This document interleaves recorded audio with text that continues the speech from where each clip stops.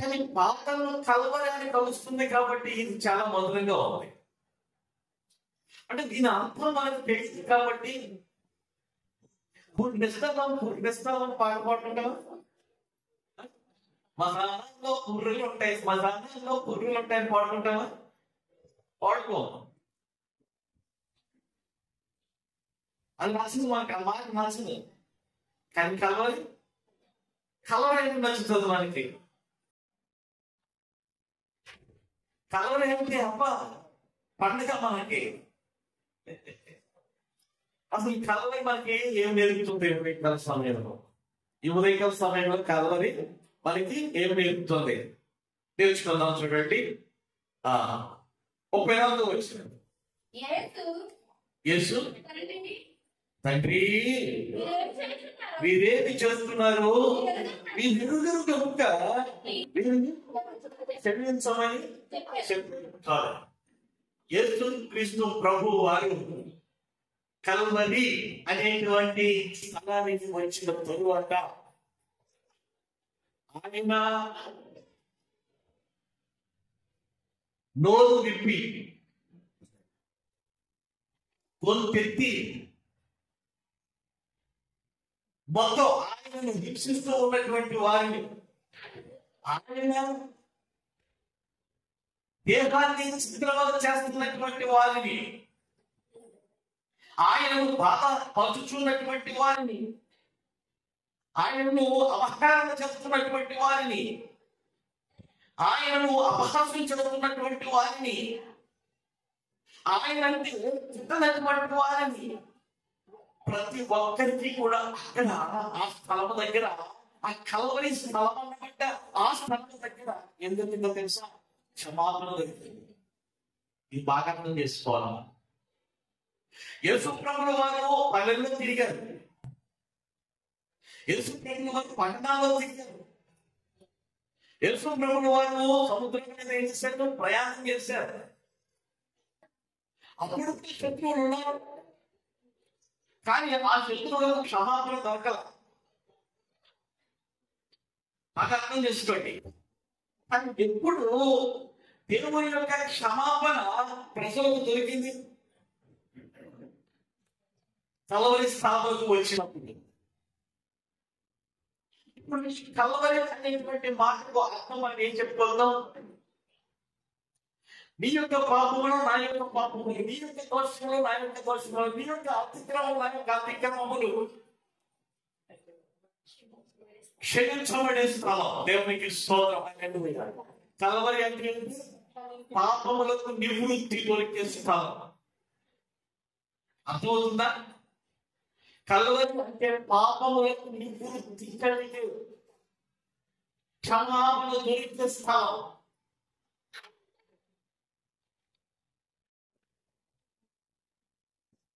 ఆయన జీవించుచూ ఉండగా పాపాలన్నీ క్షమించాడు, దోషాలన్నీ క్షమించాడు. కానీ హింసిస్తున్నటువంటి వారు, దూషిస్తున్నటువంటి వారు అలాగే ఉండిపోయారు. వాళ్ళందరూ కలిసి కట్టుగా ప్రభువుని హింసిస్తున్నటువంటి సమయంలో వాళ్ళకి ఏం దొరికింది? ఇప్పుడు మీరేమి చేస్తున్నారు? కనుక వీరిని క్షమించు తండ్రి. దేవునికి స్తోత్రం. హల్లెలూయా. నేను అంటాను, కల్వరి మీన్స్ ఏంటంటే ఫర్గివ్నెస్, క్షమించే స్థానం అది. అంతే. నీవు ఎంత ఘోర పాపమైనా సరే, ఎంత నేర చరిత్ర ఉన్నా సరే, నువ్వు ఎక్కడికి వదిలి క్షమించబడతావు? కల్వరి ఏమిటి? నువ్వు గుండెని బట్టి ఆరాధన స్థలమే. ఆమె అర్థమైందా? ఎక్కడైతే ఆరాధన చేస్తున్నావో, ఎక్కడైతే దేవుని యొక్క వాక్యం వింటున్నావో, ఎక్కడైతే నీ హృదయంతో దేవుని యొక్క వాక్యం తట్టి నువ్వు పాపాత్మురాలు, పాపాత్ముడు తాంకాలిక దోషమే అని చెప్పి దేవుని వాక్యము నిన్ను హెచ్చరిస్తూ ఉందో, అప్పుడే నీలో పశ్చాత్తాపం అనేటువంటి కలగాలి.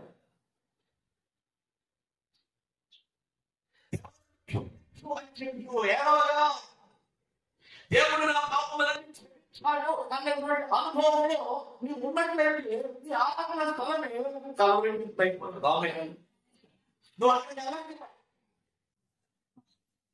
ఇప్పుడు చెప్పండి, కల్వరి టెంపుల్ అని చెప్పేసి పెట్టుకున్నారు. అది కపాలం అనబడినటువంటి టెంపుల్ అని పెట్టుకుంటే దానిని ఆయన ఇష్టం దేవుడు. కానీ అది మన తెలుగు భాష కాబట్టి అది శ్మశానం అనుకుంటామని చెప్పి ఏమంటే కల్వరి టెంపుల్. కల్వరి అనేటువంటి మాట వాడము పుర్రె అంతే కదా. నేను సొంత మాట చెప్పడం లేదు, శ్మశానాన్ని కూడా దేవుడు ఏం చేస్తున్నాడు? స్తుతి మందిరాలుగా చేస్తున్నాడు. స్తుతి మందిరాలుగా చేసి దేవుడు ఆమె 2000 దెయ్యాలు పట్టుకున్నటువంటి వాడి యొక్క స్థితి శ్మశానమే. వాడు నిజంగా యేసుక్రీస్తు ప్రభువు వారు దాన్ని శిక్షకపోయినట్లయితే వాడి యొక్క స్థితి పాతాళమే. ఆ శ్మశానంలో నా ప్రభువు ఎప్పుడైతే వెళ్ళారో ఆ శ్మశానం ఏమైపోయింది?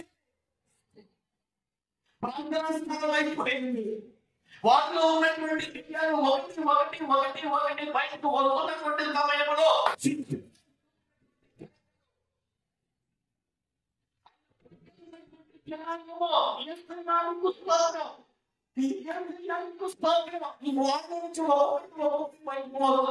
సమయంలో వీళ్ళు ఎవరు ఆరాధన చేస్తున్నారు? అర్థమైందా? నేను చెప్పింది అర్థమైందా? తన యొక్క ప్రబోధన ద్వారా చైతన్య పంచంలో ఆ శక్తి చుట్టూ మూగేసేదండి. ఆ శత్రువులు చుట్టూ మూగేసి హింసిస్తున్నారు. ప్రక్కన ఉన్నటువంటి దొంగలు బాగానే ఉన్నారు, వారికి బట్టలు బాగానే ఉన్నాయి, వారికి చిత్రవద లేదు, వాళ్ళు నేరస్తులు కాబట్టి. కానీ ఏ దోషము చేయనటువంటి పరిశుద్ధుడు మన యేసయ్య ఆ ఇద్దరు దొంగల మధ్య స్థలంలో వ్యాధుల చెందుతూ ఉన్నప్పుడు ఆ భక్తులు చూస్తూ ఉన్నటువంటి యొక్క దుష్టము ఇంకా ఏం చేస్తున్నారు? మాటలతో కూడా చేస్తున్నారు, కూడా చేస్తున్నారు. అప్పుడు నా యేసయ్య మాట్లాడినటువంటి మాట చేస్తున్నారు వీళ్ళెందుకు కనుక వీళ్ళు క్షమించు. 42వ వచనం చూడండి. ఆయనను చూచి నీవు నీ లక్షణంలో వచ్చేటప్పుడు నన్ను జ్ఞాపకము చేసుకొనుమనెను. చాలండి. ఇక్కడ ఏం కనబడుతుంది? ఇక్కడ ఏం కనబడుతుంది? కుడివైపు ఉన్నటువంటి దొంగ ఏం కనబడుతుంది? ప్రార్థన చేస్తున్నాడు. కుడివైపు ఉన్నటువంటి దొంగ ఏం చేస్తున్నాడు? ప్రార్థన. ఏమని అంటున్నాడు? యేసయ్యా నీ రాజ్యంలో నువ్వు వస్తావయ్యా, అప్పుడు నన్ను జ్ఞాపకం చేసుకోవా అని అంటున్నాడు. ఎంత గొప్ప ప్రార్థన చూడండి. కొండ మీద ప్రసంగంలో మీకు ఏదైనా కావాలి అని అనుకుంటున్నటువంటి సమయంలో ముందు నా రాజ్యంలో నా నీతి ఆ బోధ ఏమైనా విన్నాడో దోగ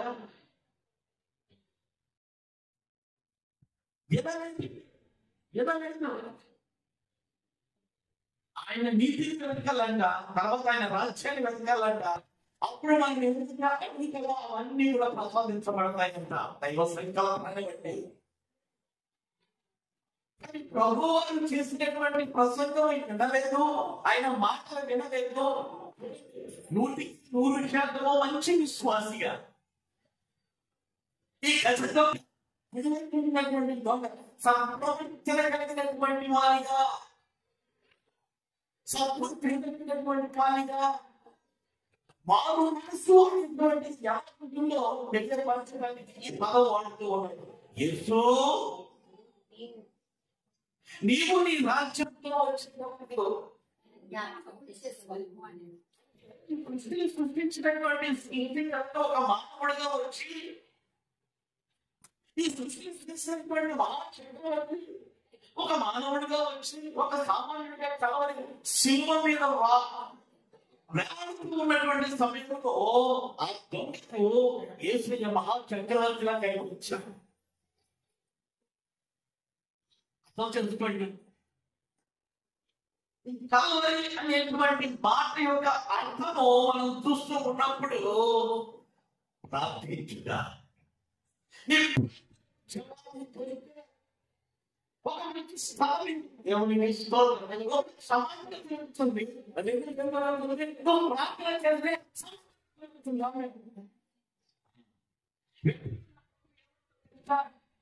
వాటిని చూసి అందుకు నీవు నాతో కూడా పరమేశ్వరులో వేయించాలని నీతి కోరి ప్రార్థన చేశాడు. అంతే. అందరూ ఆహ్వానించాలని లేకపోతే నేను గౌరవిస్తున్నాను నాకు తెలియదు. వారిగా నేను కూడా బ్రతకాలని చెప్పి నేను ఆశపడుతూ ఉన్నాను, ఇంకా బ్రతుకుతాను, నన్ను తప్పించు అని అన్నాడు. అలా అనలే, అలా అనలే. నువ్వు రక్షించిన సేవ చేస్తున్నాను ఏమని అన్నాడా? అలాగే నువ్వు కాపాడినట్టు నీ పాటలే కాపాడుతున్నాయా అన్నాడు. కోరుకొని ఈ లోక జీవితం నాకు చాలయ్యా, నా తల్లి గర్భంలో నుండి నేను వచ్చాను, అది కృప. కానీ నేను చేస్తున్నటువంటి పరిష్కారంలో బట్టి నేను ఏదైపోయాను, ఒక ఉగ్రవాదం అయిపోయాను, ఒక నరహంతకుని అయిపోయాను, ఒక ఖచ్చితంగా నేను మారానయ్యా. ఇవి పప్పాలను ఒప్పుకుంటూ ఉన్నాను.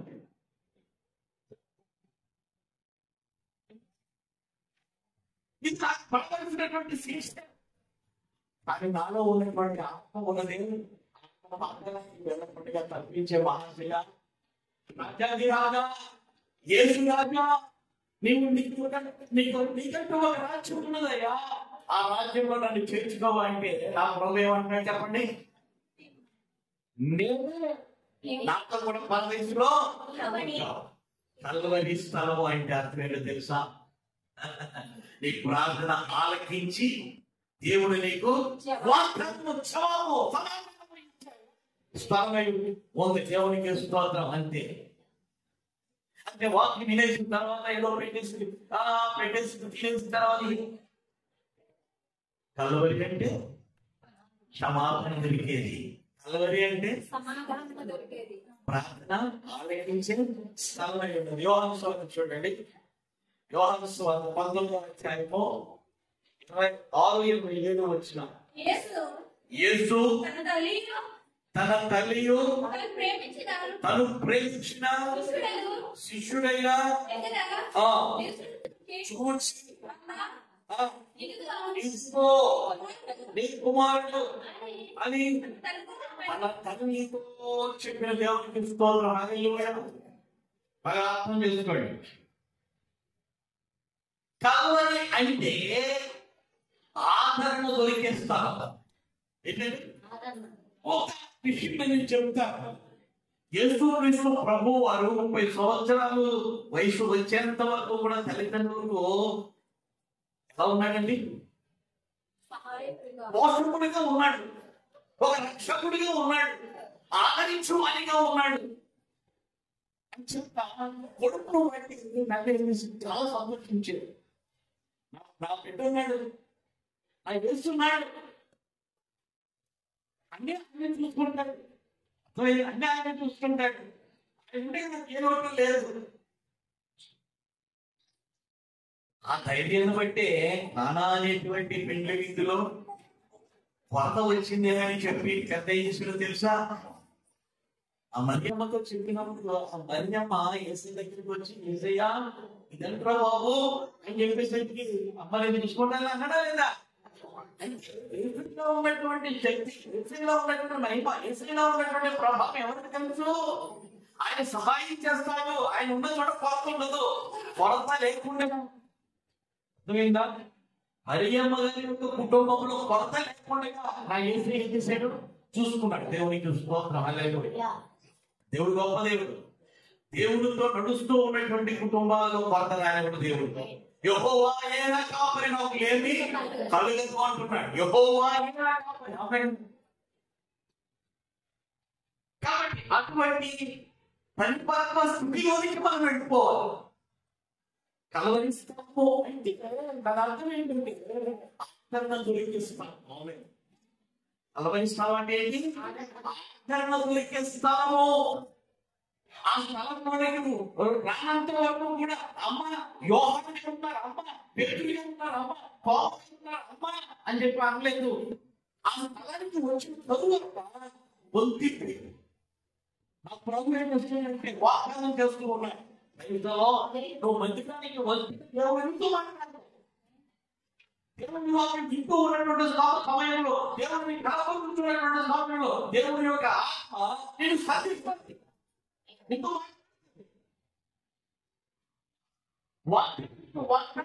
దేవుడు ఏం చేస్తాడు? నీకు ఇస్తూ ఉంటాడు. నాకు భక్తులు ఇంటి దగ్గర కూర్చుంటాను, ఎవరు అవసరం లేదంటే దేవుడిని కనపరచాలి. దేవుడు ఇచ్చినటువంటి దాసులు దేవుడి కోసం మనము వాడాలి.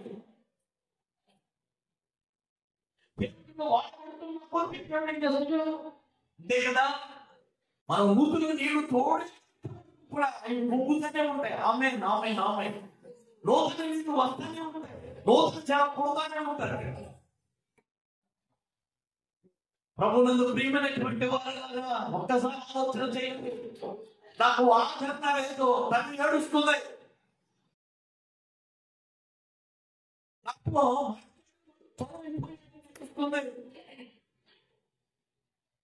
నా బిడ్డ ఎదురుగా నేను ప్రాణాలు కోల్పోవాలి, నా ఉంది నా బిడ్డ ఏమవుతున్నాడు, ప్రాణాలు కోల్పోతున్నాడని ఏడుస్తుంది.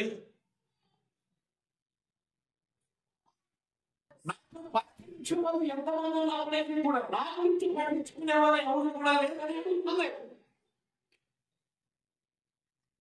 అనే ఆయన అగ్నితో తల్లితో ఆయన ఇంటిలో సంబంధము కలిగి ఉండగా ఎంత ధైర్యపరచడు, ఎంత ధైర్యంగా ఉందో కదా.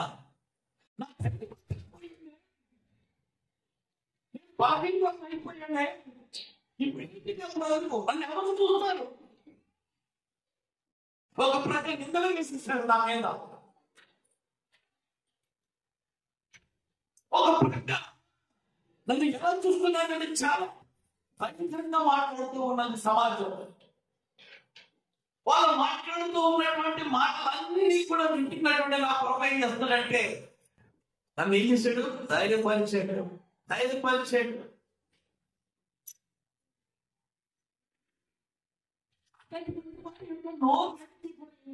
ప్రభు ఊహించేశాడు.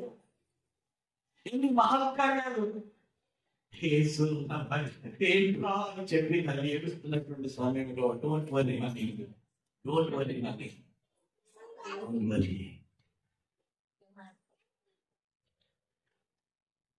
అలా చదవండి ఆ మాట. ఆయన తల్లియు ఆయన తల్లి సహోదరియు తాను ప్రేమించిన శిష్యుల దగ్గర నిలిచి కుమారుడు వెంటనే తల్లికి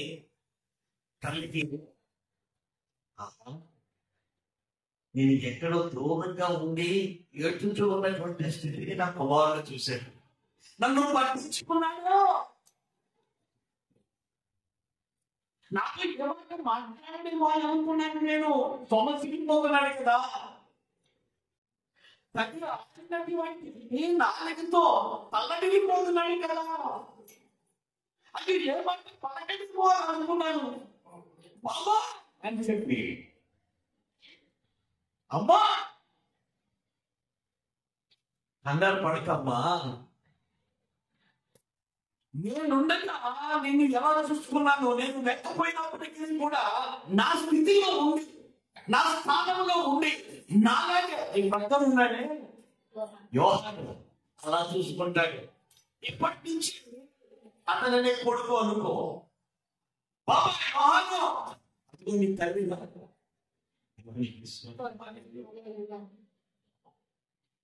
ఏమన్నట్టు తెలుసా వాక్యంతో? తండ్రి విడిచిన తండ్రి మరిచిన నేను నిన్ను విలువను, నేను నిన్ను ఎడబాయను, నా చేతిలో నిన్ను చెక్కుకొని ఉన్నాను, నీవు నా సొత్తు. హల్లెలూయా. దేవుని వాక్యం నిన్ను ఆదరించేదిగా ఉన్నది. దేవునికి స్తోత్రం. హల్లెలూయా.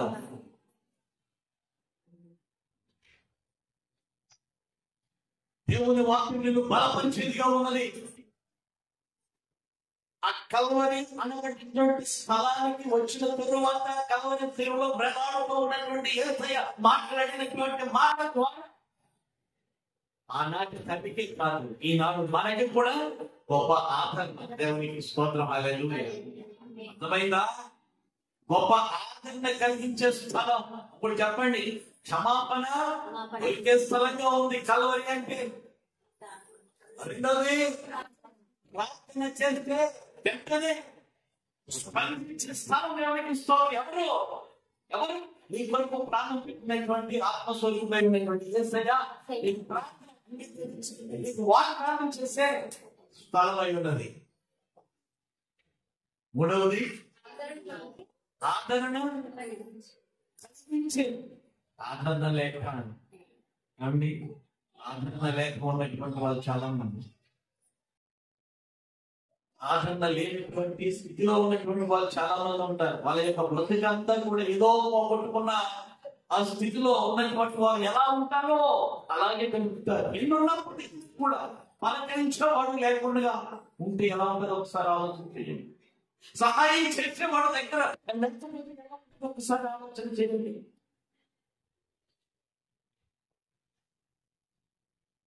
కాబట్టి ప్రభువులకు ప్రియమైనటువంటి వారు ఒక్కసారి ఆలోచన చేస్తే ఆదరణ దొరికే స్థలం ఏదైనా ఉందండి, కల్వరి స్థలం. కల్వరి స్థలం. దేవునికి స్తోత్రం. 19వ అధ్యాయము 28వ వచనం చదవండి. అది 28వ వచనము. అటు తరువాత సమస్యమును అప్పటికి సమాప్తమైనదని లెక్కలు నేర్చుకున్నట్టు నేను తలుచుకున్నాను అనేను. ఎవరు తీర్చడానికి? నీకున్నటువంటి దాహాన్ని తీర్చడానికి కల్వరి స్థలము అంటే నీకున్నటువంటి దాహము తీరిపోవును. నీకున్నటువంటి దాహం ఏమిటి? మనుషులకు ఉన్నటువంటి దాహం ఏమిటి? ఏ దాహము కలిగి ఉండాలని మనుషులు, ఏ దాహము కలిగి ఉండాలని యొక్క భక్తులు, ఏ దాహము కలిగి ఉండాలని యొక్క బిడ్డలు తను సంపాదించడం కోసమా, బంగారం కోసమా, ఆస్తిల కోసమా, దేనికోసం? చాలా మంది నమ్మలు ఆడుతూ ఉంటారు. వాళ్ళ యొక్క దాహం ఏమిటంటే అక్రమంగా సంపాదించడమే వాళ్ళ యొక్క దాహం. అక్రమంగా దోచుకోవడమే వాళ్ళ యొక్క దాహం. ఆస్తిని కూడా కొట్టుకోవడం ఆ దాహము కాదు. నీ దాహం తీరిపోవాలి. సమయ స్థితి వచ్చింది. నీళ్ళు చదువుకోవటానికి ఎప్పుడు మధ్యాహ్నం వేళ అక్కడ కూర్చున్నటువంటి ఏమడిగాడు? నీళ్ళిమ్మన్నా. ఏం చెప్పినంటే కొన్నంత దేవుడు ఒక మనిషి రూపంలో వచ్చి నీళ్ళిమ్మంటేగా ఈ మానవాళిని నీళ్ళిమ్మంటే సముద్రాలు కూడా సరిపోవు. సముద్రాలు కూడా సరిపోవు. ఏం చెప్పిన అంత గొప్ప దేవుడు అయినా మనం ఆలోచన చేసుకున్న ఆయన ఆలోచించాడు, ఏడుగురు ఉంటాడు కాబట్టి ఒక చెవు నీళ్ళు సరిపోతాయని చెప్పేసి అనుకుంటారేమో. నో,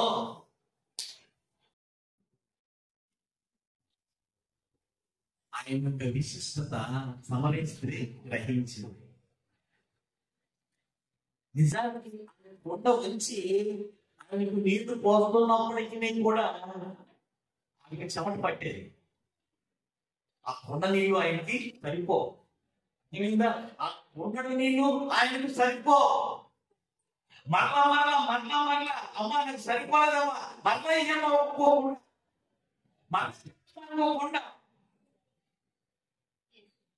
అర్థమవుతుందా? ఆయన యొక్క దాహం మనం ఎలా తీర్చాలో తెలుసా? ఒకసారి ఈ సమరయ స్త్రీ వరాన్ని పొందిన తరువాత శిష్యులు వస్తారు. ప్రభా మేము భోజనం తెచ్చామని చెప్పేసి ఆ ప్రభు దాంట్లో ఆ భోజనం అయిపోయిందండి. నిజానికి భోజనం అయిందా?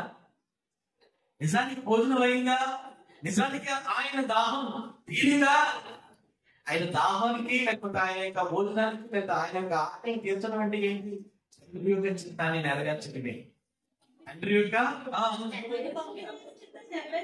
నన్ను పంపిన వారి యొక్క చిత్తము నెరవేర్చుటయో, ఆయన పని పుట్టించుటయో నాకు ఆహారమై ఉన్నది. దేవునికి స్తోత్రం. హల్లెలూయా. ఆయన దగ్గర ఉన్నాడు అంతే. చేదు శనకలు ఏం చేశారంటే ఆయన నోటికి పెట్టారంట. ఆయన నోటికి అందిస్తూ ఉన్నారు. అది వాసన చూసేదే తప్పితే దానిని ఏమాత్రం కూడా టచ్ చేయడం. స్పష్టమైనటువంటి నీళ్ళను ఇవ్వలేదు. ప్రభువునందు ప్రియమైనటువంటి వారు కదా, ఈ కల్వరి అనేటువంటి స్థలములకు ప్రభువు రాకపోతే ఈ లోకానికి జీవ జల నది వచ్చుండేది కాదు. అర్థమైందా?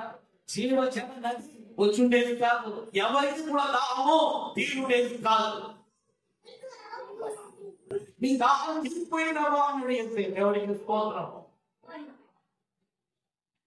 నేను ఇచ్చు నీరు కనుక నువ్వు ప్రయత్నమైన మరణమరయుగా బావి దగ్గరికి నువ్వు రావు. ఏం చెప్తున్నట్టే సత్యమై ఉన్నాడు దేవుడు, జీవజలంలో ఓటై ఉన్నాడు దేవుడు. ఆ సత్యవంతుడై ఉన్నటువంటి ప్రభు యొక్క మాటను విశ్వసించినటువంటి ఆమె ఊరంతా కూడా ఇంకెవరి మీద పెట్టుకుంది? ఆ కొండ ఎక్కాలి, ఈ కొండ ఎక్కాలని చెప్పి సనుకోలేదు. వాళ్ళు ప్రభు వచ్చి ఆయన చాలు, నీతో మాట్లాడే బాధ్యత నాకు ఇచ్చేవనైనా చాలు. ఎంత ధన్యత! నీవు నాకు ఇచ్చినటువంటి యొక్క దర్శనం నా ప్రజలందరికీ కూడా నేను చెబుతాను. వాళ్ళు కూడా నేను దర్శించుకుంటాను. ప్రభువా ప్లీజ్ సిద్ధిగా ఎక్కడే ఉంది నాయన, నేను వెంటనే వచ్చేస్తాను, ఒక 5 నిమిషాల్లో వచ్చేస్తాను. హల్లెలూయా. ప్రభువునందు ప్రియమైనటువంటి వారు కదా, కల్వరి స్థలము అంటే నీలో ఏదైతే ఆతృత ఉందో, ఏది కావాలని చెప్పి నువ్వు అడుగుతున్నావో ఆ దాహాన్ని తీర్చే దేవునికి స్తోత్రం. హల్లెలూయా. అంత గొప్ప పరమాత్మ కల్వరి అనేటువంటి మాటలో దేవుడు ఏం చేస్తున్నాడు? ఇస్తూ ఉన్నాడు.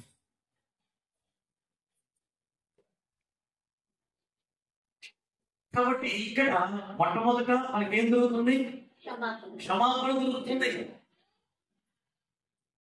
రెండోది ప్రార్థన ఆలకించే దేవుడు. మూడోది ఆదరణ దొరికే స్థలము.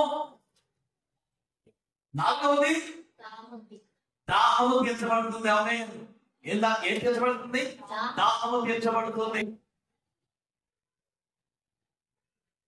నాకు పిల్లలు లేదండి, నాకు పిల్లలు లేదు. ప్రార్థన చేస్తూ ఉంటారు. ఎక్కడికి వస్తే ఇస్తున్నాడు దేవుడు. ఆమేన్. హల్లెలూయా. అన్న ఎక్కడ ప్రార్థన చేసింది? చక్రయ్య ఎక్కడ ప్రార్థన చేశాడు? దేవుడు మన యొక్క స్వరమును ఆలకించి మనం ఏదైతే అడుగుతున్న మా దాహాన్ని తీర్చే దేవుడుగా మనకేమవుతున్నాడు? దేవుడు ప్రత్యక్షం అవుతూ ఉన్నాడు. దేవునికి స్తోత్రం. 19 వాక్యం 30 వచ్చిన చదవండి.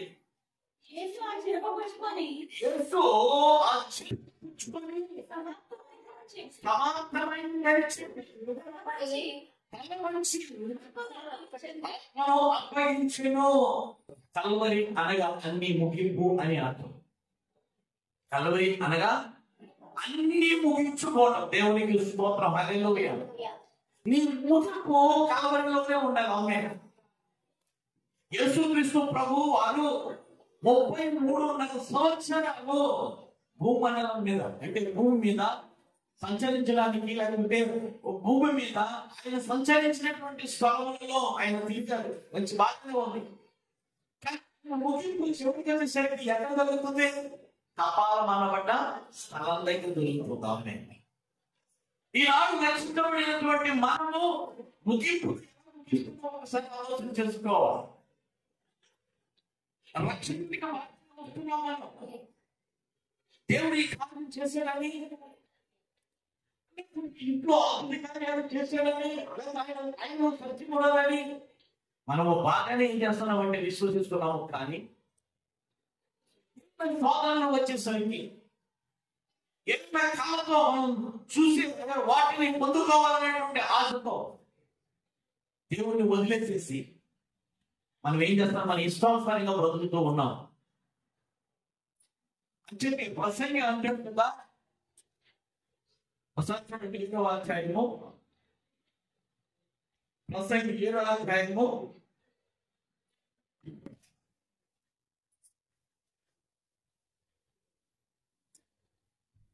'చదవండి.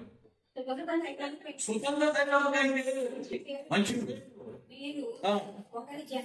ఒక జన్మదినము కంటే మరణదినమే మేలు. 7వ వచనం దగ్గర నుంచి 8వ వచనం చదవండి.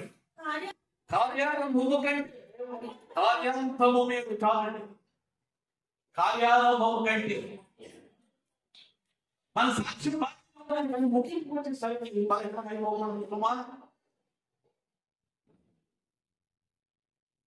ఇక్కడ యేసుక్రీస్తు ప్రభువు వారి యొక్క కార్యాలన్నీ ఇప్పుడు చాలా అద్భుతంగా ఉన్నాయి. చివరికి ఆయన ఎక్కడికి వచ్చేసరికి అన్ని ముగిస్తున్నాడు, అన్ని సమాప్తి చేస్తున్నాడు. కలవరి స్థానంలోకి వచ్చిన తరువాత ఆయన ఏం చేస్తున్నాడంటే సమాప్తం అయిపోతుంది. అంత సమాప్తం దేవుడికి తీసుకో. దేవుడు ప్రతి మనిషిని కూడా ఒక్కొక్క ఉద్దేశం వరకు పుట్టించాడు. ఇప్పుడు మామిడి చెట్టు ఉంది. మామిడి చెట్టు ఏ పనులు ఇవ్వాలి? కొబ్బరికాయ ఇవ్వాలా? అంతే కదా, అంతే కదా. ఇప్పుడు కొబ్బరి చెట్టు ఉంది, దానికాయలు ఇవ్వాలి? అది లేదు. కానీ మానవ జాతి ఆయన యొక్క దృష్టిలో ఏమైపోయింది? పాడైపోయింది. ఒక నిర్దిష్టమైనటువంటి పని కొరకు దేవుడు ఏం చేసినట్టే మనకు జన్మనిచ్చాడు. అర్థమైందా? ఒక నిర్దిష్టమైనటువంటి పని ఆయన కొరకు వాడబడాలి, ఆయన కొరకు ఉపయోగకరంగా ఉండాలి. మోటార్ సైకిల్ కొనుక్కుంటాం, దేని పడుతుంది? పక్కకి బాగుంటుందన్నా చెప్పండి, పక్కకి బాగుంటుందన్నా కొన్ని వాళ్ళు అడిగి ఇస్తారని చెప్పి కొనుక్కుంటావా? ఒక స్థలం కొనుక్కున్నాం, స్థలంలో మనం మొక్క వేసుకుంటాం, లేకపోతే ఏమైనా పండించుకుంటాం, పక్కకు తింటానండి. దేనికోసం? మరి సృష్టించినటువంటి సృష్టికర్త కూడా ఒక ఆలోచన మనిషిని రూపొందించాడు. ఆ మనిషిని నుంచి మనిషి ఎంత ఉత్పత్తి ఇన్ని కోట్ల మంది అయ్యారు. దేనికోసం? మన ఇష్టానుసారంగా ఉండాలని కాదు, ఆయన ఇష్టానుసారంగా నా బిడ్డలు ఉండాలి అని చెప్పి ఏం చేశాడు? నాటుకున్నాడు, చేశాడు. మనమే చాలా బాగుంది. కానీ ఆయనకు తలనొప్పి కలిగేటట్టుగా మన యొక్క ప్రవర్తన. ఈనాడు క్రైస్తవ సంఘము కూడా ఏమైపోయిందో తెలుసా? ఇష్టమైనటువంటి స్థితిలో జీవించడం లేదు, ఇష్టాన్ని నెరవేర్చే స్థితిలో లేదు. ఇస్కరియోతు యూద ఏమైపోయాడు? ప్రభువుతో 3.5 సంవత్సరాలు జతకట్టాడు. తన ఇష్టమే నెరవేర్చుకునేందుగా ప్రవర్తించాడు. ఆ ఇస్కరియోతు యూద వారి స్థితి మనల్ని ఏం చేస్తుంది? ఒక్కొక్కసారి ఎదురుబడి చదువు. మన ముగింపు చివరికి వచ్చేసరికి వాడి యొక్క దేవుడి యొక్క ఊపిరిలో అంటే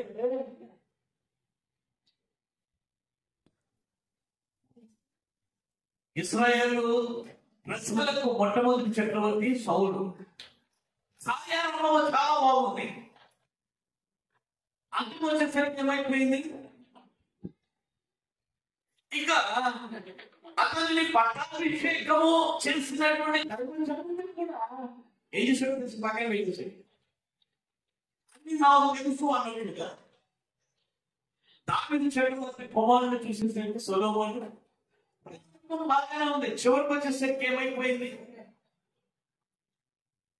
యూదా ఇస్కరియోతును చూస్తూ ఉన్నప్పుడు ప్రభువుతో స్నేహం చేస్తూ ప్రభువుతో తిరుగుతూ ఉన్నటువంటి సమయంలో చివరికి వచ్చేసరికి ఏమైపోయింది? కల్వరి స్థలానికి రాలేకపోయాడు. కల్వరి స్థలానికి చేరుకోలేకపోయాడు. కల్వరి స్థలంలో క్షమాపణ పొందుకోలేకపోయాడు. కల్వరి స్థలంలో ఆనందం పొందుకోలేకపోయాడు. కల్వరి స్థలంలో ప్రార్థన వినయంగా చేయలేకపోయాడు. ఈనాడు అలాగే ఉన్నాయేమో మన బ్రతుకు. మన ముగింపు ఎంత? దేవునికి స్తోత్రం, హల్లెలూయా. మన సంఘ బిడ్డలందరూ కూడా విశ్వాసాన్ని కాపాడుకొని అలా వస్తూనే ఏమవుతున్నారు? దేవుని యొక్క సన్నిధికి వెళ్తున్నారు.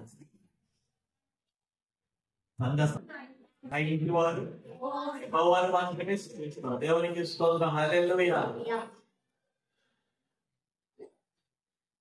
నీ ముగించి సీయోనులో చక్కగా ఉన్నది ఆ పాట.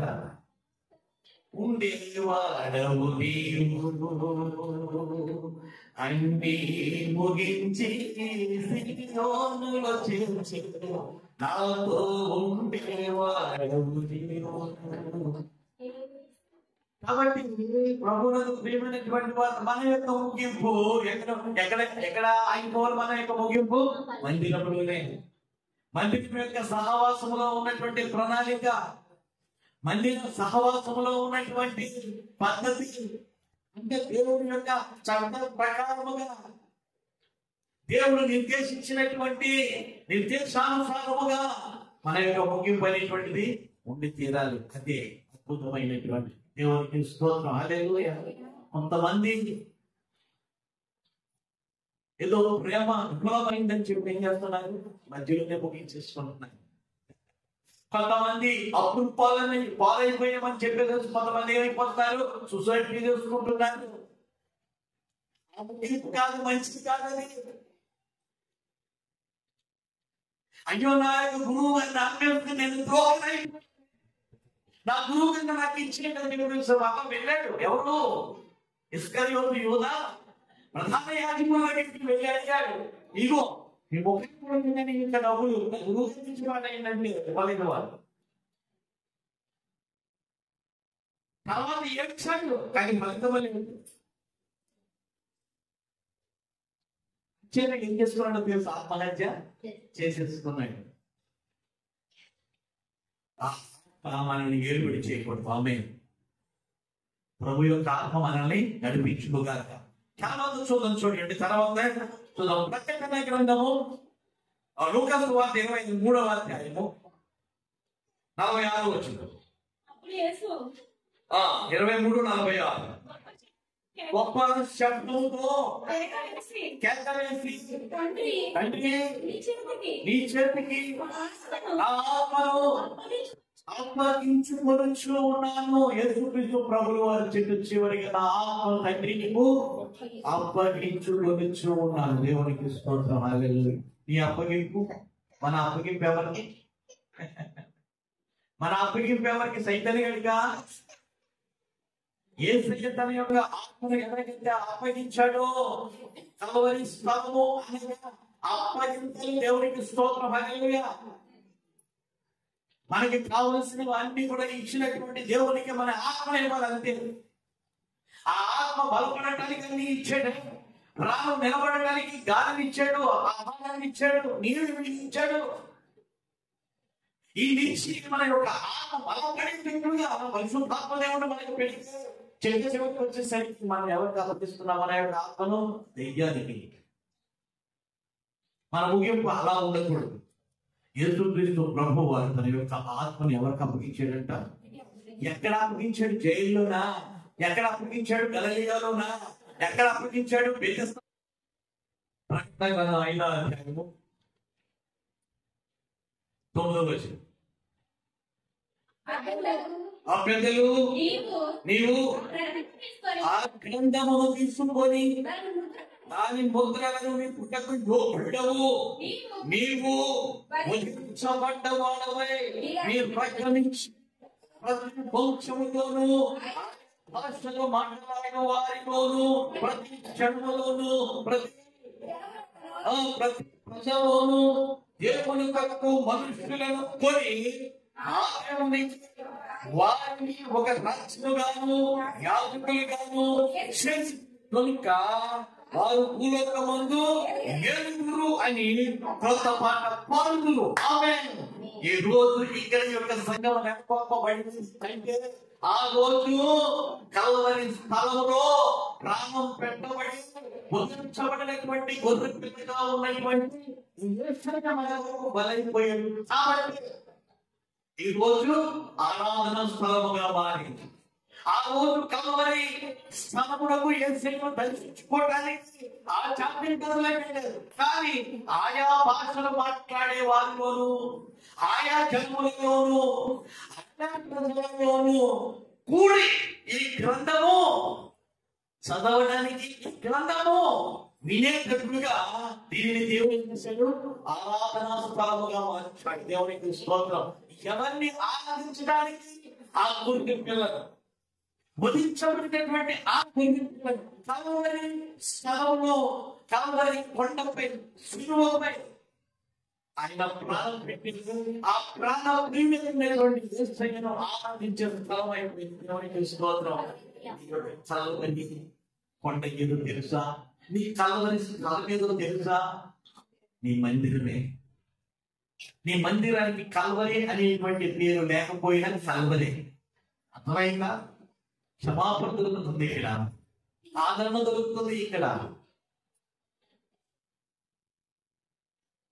కాబట్టి ప్రభువునందు ప్రియమైనటువంటి వారుగా వధించబడినటువంటి దేవుని గొర్రెపిల్లగా ఉన్నటువంటి వాడే ఆరాధించబడాలి. ఒక జాతికి సంబంధించినటువంటి ప్రజలు కాదు, ఒక దేశానికి సంబంధించినటువంటి ప్రజలు కాదు. యోహాను గారు దర్శనం చూస్తున్నటువంటి సమయంలో ఆయా భాషలు మాట్లాడుతున్నటువంటి వారిలోను ఆయా ప్రజలలోను ఆయా జనాంగాలకు ప్రజలతో ఏమైపోయిందంట, వీటిపోయిందంట. దేవునికి స్తోత్రం.